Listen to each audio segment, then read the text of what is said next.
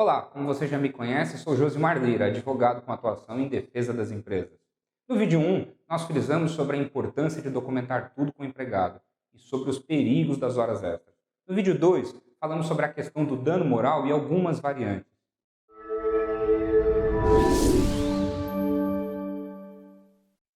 Chegamos à penúltima apresentação da nossa série e hoje eu vou falar sobre o que pode gerar grande economia para a sua empresa.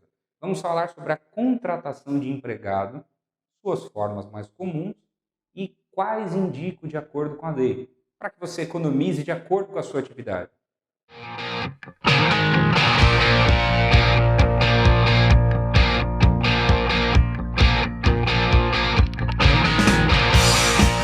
Infelizmente, nesse aspecto, as empresas brasileiras de todos os tamanhos e segmentos cometem grandes erros.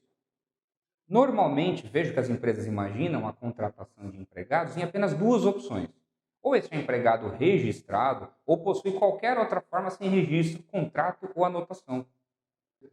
No caso do contrato formal de trabalho, que normalmente é feito por tempo indeterminado, esse está de acordo com a lei. Ele garante ao trabalhador a cobertura previdenciária e evita problemas para a empresa, em caso de morte desse.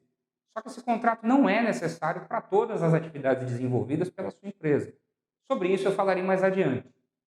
No caso de contratação informal, a empresa tenta buscar formas alternativas para evitar pagar elevados encargos trabalhistas. Geralmente são feitos sem nem ao menos ter contrato escrito. Esta é a forma mais perigosa de contratação, pois se o trabalhador tiver todos os requisitos para ser considerado empregado, este pode buscar posteriormente o reconhecimento do vínculo de emprego na justiça. Nesse caso, sua empresa será condenada a pagar todos aqueles mesmos encargos que não quis pagar, ainda com juros e pesadas multas. E isso não é o pior. Como mencionei sobre o contrato formal de trabalho, o maior risco para a sua empresa ocorre se esse empregado tiver um acidente grave, que o incapacite, ou infelizmente faleça, por qualquer motivo, ligado ao trabalho ou não. Como ele estava sem cobertura previdenciária, adivinhe quem irá arcar com o custo vitalício de uma pensão, para o empregado se estiver vivo ou para a sua família se estiver morto. Sim, infelizmente é a sua empresa. Nesse caso, as ações e os pedidos são milionários, porque consideram a expectativa de vida até a aposentadoria do empregado. Imagine então se esse possuir cerca de 25 anos, um bom salário, for casado e com filho. Perceba que a conta pode ficar muito cara. Então, para evitar esse tipo de problema, vou agora explicar de forma prática e objetiva como você pode evitar essa situação e quais os tipos de contrato admitidos no direito do trabalho.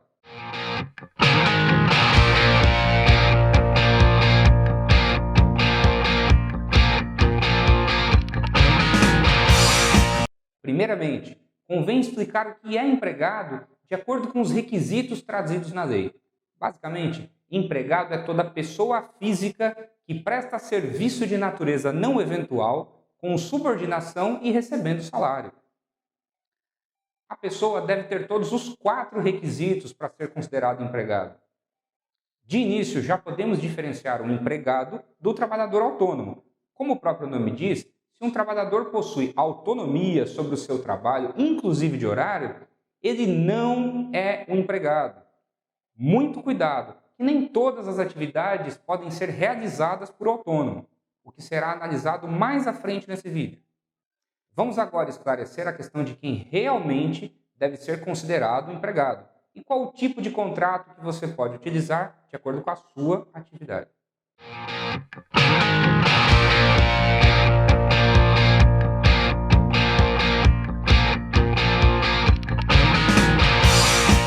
Como já mencionei antes, equivocadamente, a maioria dos empresários só utiliza uma modalidade de contrato, que é aquela por tempo indeterminado.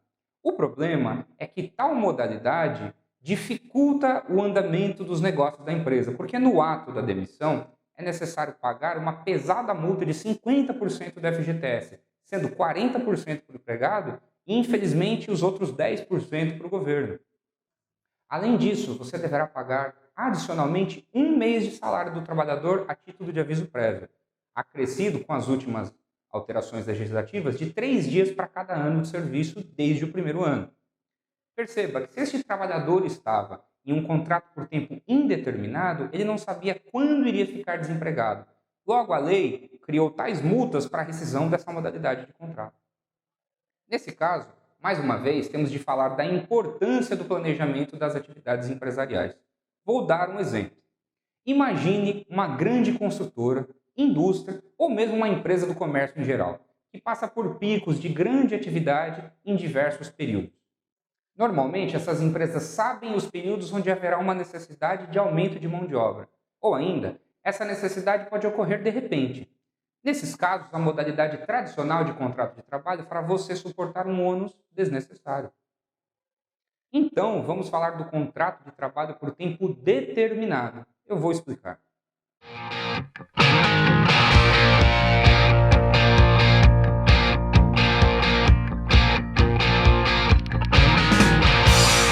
Imagine que sua empresa está dentro de uma dessas três atividades.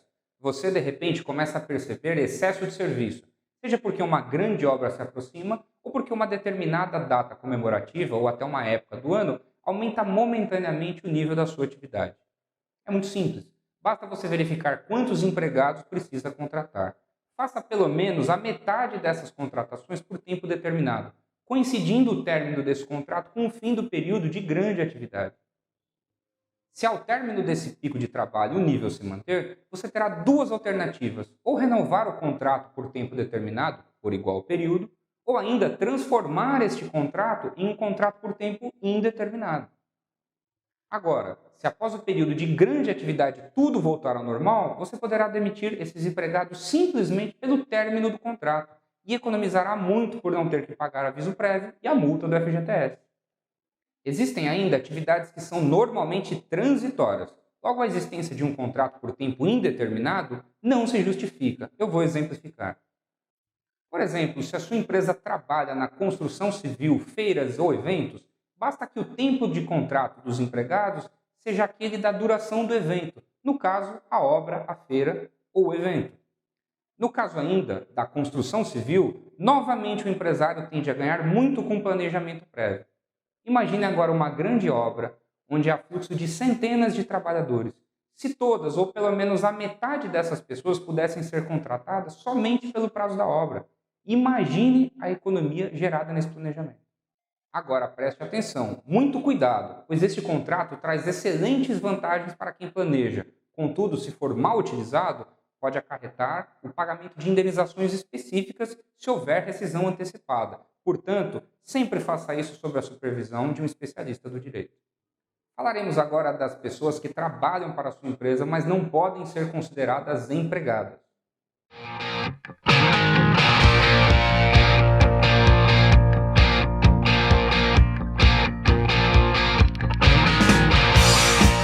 Por tudo que já vimos, podemos concluir que se uma pessoa trabalha para a sua empresa habitualmente ou não eventualmente, sem subordinação ou com subordinação reduzida, mas recebendo salário, essa pessoa não é empregado. Vamos exemplificar. Vejo normalmente essa situação em profissionais atuantes no campo da beleza ou saúde, tais como cabeleireiros, manicures, fisioterapeutas, dentistas, médicos, pois alguns desses profissionais podem receber não um salário, mas sim um grande percentual pago pelo cliente da clínica ou empresa, e geralmente é de 50% do valor pago pelo cliente. Percebam que se trata não de uma relação de emprego, mas de uma verdadeira parceria.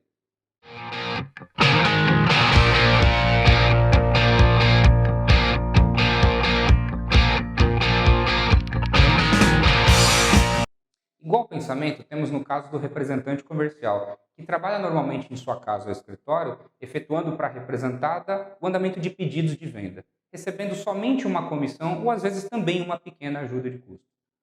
Conforme eu te falei, desde o primeiro vídeo, sempre ajuste e combine tudo de modo escrito, especialmente nos casos que acabei de citar. No caso do representante comercial, muito cuidado. Devem ser feitos tipos específicos de contrato ou ainda registros específicos em órgãos de classe. Também tome muito cuidado, pois a falta do cumprimento desses requisitos pode causar exatamente o efeito contrário.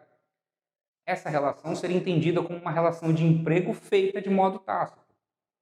Portanto, sempre converse com o advogado quando e como usar cada modalidade desses contratos e nunca de modo verbal, sempre escrito. Preste bastante atenção no trato com qualquer prestador de serviço autônomo, pois se você der a ele ordens, controlar de alguma forma o seu trabalho, ou mesmo o horário dele, ele se torna seu empregado, ok?